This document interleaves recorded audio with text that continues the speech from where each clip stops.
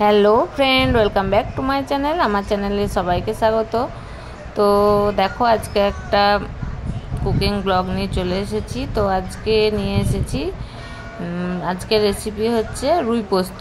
তো আমি এখানে 500 গ্রাম মতো রুই মাছকে নুন হলুদ মেখে নিয়েছি। রুই পোস্ততে হলুদ না দিলেও হয়, কিন্তু আমার হলুদ না দিলে ভালো লাগে না, সেই জন্য আমি হালকা হলুদ দিয়ে ভালোভাবে মাছগুলোকে ভেজে নেবো। নুন হলুদ মেখে রেখে দিয়েছিলাম 1 ঘন্টা। তো দেখো, মাছের পিস মানে সব রকমই আছে, মাছের পেটিও আছে, মাথাও আছে, সব রকমই আছে। তো মাছগুলোকে আমি এখন ভেজে নেব। তো তেলটা দিয়ে দিয়েছি কড়াইয়ের মধ্যে। তো কড়াইয়ের তেলটা গরম হয়ে গেছে। তো মাছগুলোকে আমি এখন এক এক করে সব তেলের মধ্যে দিয়ে দেবো।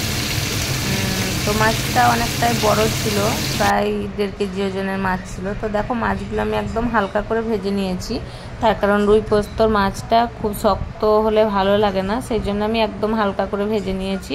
তো এখানে আমি পোস্ত বেটে নিয়েছি, পেঁয়াজ কুচিটা করে রেখেছি। তো মাছ ভাজা হয়ে গেছে। এবার আমি তেলের মধ্যে দেব কালো জিরে সামান্য পরিমাণে। তো তেলের মধ্যে আমি কালো জিরে দিয়েছি, কালো জিরেটা একটু ভাজা হয়ে গেছে। এবার আমি দিয়ে দিলাম ওর মধ্যে কুচিয়ে রাখা পেঁয়াজ। তো এবার পেঁয়াজটা দিয়ে এবার ভালোভাবে একটু ভেজে নেব। তার উপরে দিয়ে দেবো টমেটো। তো পেঁয়াজটা একটু মিডিয়াম করে আমি ভেজে নেব, গ্যাসটা কমিয়ে।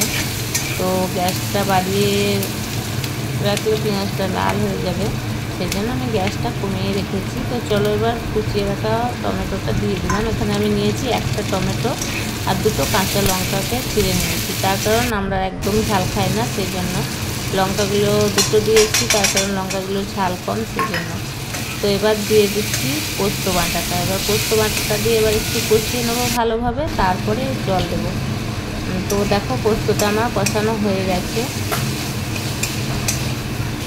তো এবার আমি ওর মধ্যে বাটি ধুয়ে জলটা দেবো। তো পোস্ত বাটার যে জলটা ছিল বাটিতে, সেই জলটা দিলাম। তো আরেকটু ভালোভাবে ভেজে নেব।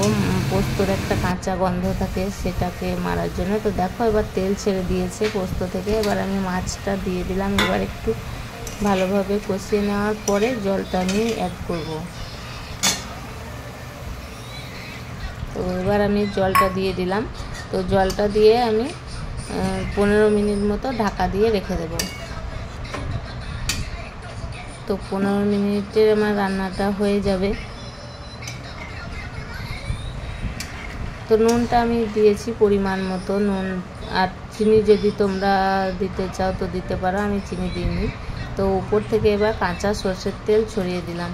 তো কাঁচা সরষের তেল না হলে রুই পোস্তটা ঠিক স্বাদ আসে না, সেই জন্য আমি কাঁচা সরষের তেল দিলাম। তো দেখো, ঢাকা দিয়ে রেখেছিলাম 15 মিনিট। তো 15 মিনিট পরে আমি এখন ঢাকাটা খুলে দেখে নিই কীরকম পরিস্থিতিটা আছে। তো রুই পোস্ত তোমরা চাইলে একদম গায়ে মাখা করতে পারো, একটু রসও করতে পারো। তো আমি একটু রসই করবো, তার কারণ একদম টান হয়ে গেলে, গায়ে মাখা হয়ে গেলে ভালো লাগে খেতে, কিন্তু তোমার দাদা ভাই অতটা ভালোবাসে না, সেই জন্য একটু রস রেখেছিলাম আমি সামান্য। একদম গায়ে মাখা হলেও ভালো লাগে। তো দেখো, রুই পোস্ত আমার রেডি। তো তোমাদের কেমন লেগেছে আমার রেসিপি, তো তোমরা আমাকে কমেন্টে জানিয়ে দিও। আর যারা যারা এখনও পর্যন্ত সাবস্ক্রাইব করোনি আমার চ্যানেলটাকে অবশ্যই তোমরা একটা করে সাবস্ক্রাইব করে দিও। তো চলো, আজকের মতো ভিডিওটা এই পর্যন্ত। গুড নাইট বন্ধুরা, বাই বাই, দেখা হবে আবার পরের ভিডিওতে। তো অবশ্যই তোমরা লাইক কমেন্ট শেয়ার করো।